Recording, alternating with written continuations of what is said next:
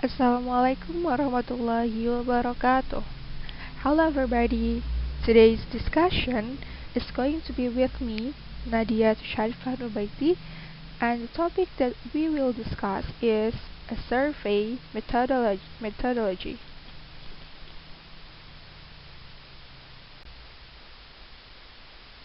Well, my friends, please prepare your pen and paper. Survey research definition. Survey research is defined as the process of conducting research using surveys that researchers send to survey respondents. The data collected from surveys is then statistically analyzed to draw meaningful research conclusions. There are three main survey research methods. The first is online, the second is by phone, the third is by face-to-face. And this face-to-face is like an interview in situation where there is a complicated problem to solve. The response rate for this method is the highest, but it can be costly. This face-to-face method is used in this research.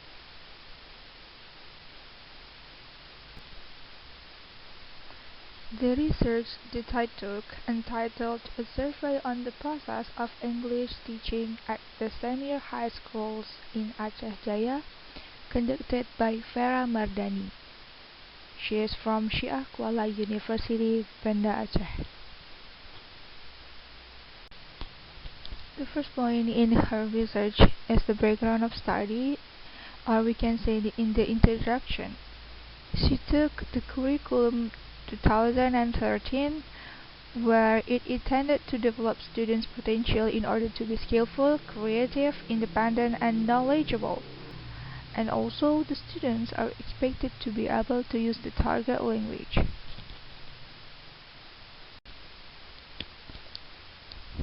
However, the expectations are not always achieved as hoped. That's why she conducted a research in Aceh Jaya. It showed a number of more than 50% do not achieve the score of mastery learning criteria, which should be 70.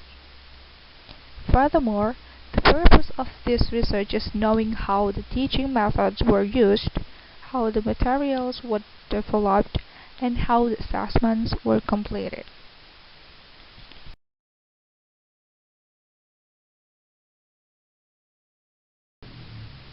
Well, my beloved friend, the presenter shows the hypothesis of the research. There are three hypotheses here. First is the teachers use authentic sources to develop teaching performance. The second is the teachers use the 8 common methods in teaching process. The third is the teachers assess the students' achievement. These three hypotheses will be proved by the survey methodology research.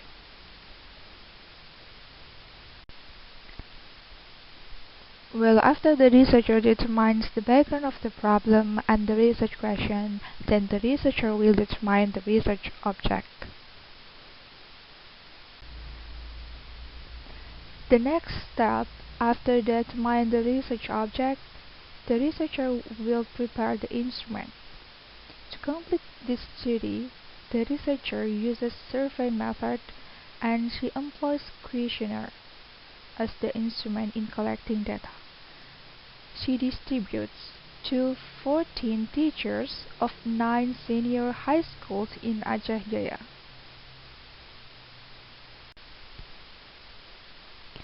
In the data collection technique, the researcher distributed a questionnaire consisting of 66 items, which will be answered by the teacher in the school. The collected data will be calculated to determine the frequency. What frequency? The frequency of the first teaching method. Which teaching method is the most used by the teacher? The second is the material development. Do they use the material development well? And then the last or the third is the assessment. Which assessment of language skill is the mode carried out in the class. Well, ladies and gentlemen, we are going into findings and discussion of the data analysis. The first point to describe is the teaching method. There are 8 methods, and the results of the use are portrayed on the charts. So on the chart, many of the teachers in 9 schools of Aceh Jaya often used the grammar translation method. To repeat the point, the finding shows that Aceh Jaya teachers know and implement all of them in the class. The result before shows that grammar translation method is the most used method of all others. While this result supports Liu's and Abby's statement that grammar translation method is teacher's favorite method. While otherwise, the use of scientific approach is the most unemployed method in the class. It shows in the chart.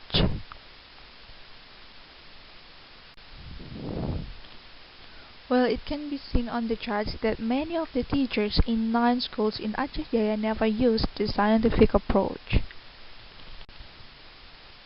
The second point of the finding and the discussions is material development. There are 3 high points here. The first is always, often, and sometimes. So, in terms of material development, most teachers in Aceh Jaya are accustomed to materials development. It illustrates that their classroom is not a full text orientation. Yes, it means that the teachers do adding, deleting, modifying, simplifying, and reordering the textbook. The last discussion is about assessment. The researcher shows the chart as below. The result of listening, the result of speaking. And here are the result of reading, and then the last the result of writing. So, what does the chart say? The chart says that in skill evaluation, the 4 skills do not assess evenly. The teachers only do reading assessment, while half of them conduct speaking assessment. Besides, for listening and writing evaluation, both also do not perform appropriately. And this fact should happen considering assessment can encourage students to be more active and to be motivated to improve themselves. So it states that teaching assessment designed in Aceh Jaya schools is not done well for all skills. The conclusion of the research is based on the results. Various kinds of teaching methods was implemented frequently different. Also, the teachers are creatively develop the materials by combining the textbook and interesting learning media such as audio, video, and others. However, the assessment of language skills is not done proportionally. In addition, the presenter can say that there are 3 critical reasons why an organization must conduct survey research. The first is to understand respondent behavior to get solutions. The second is to present a medium for discussion. And then the third is to find a strategy for never-ending improvements. According to the article that I found, there are 5 stages of survey research design. The first is decide an aim of the research. The second is filter the sample from target population. The third is zero in on a survey method. The fourth is design the questionnaire. The fifth is, send out surveys and then analyze the results.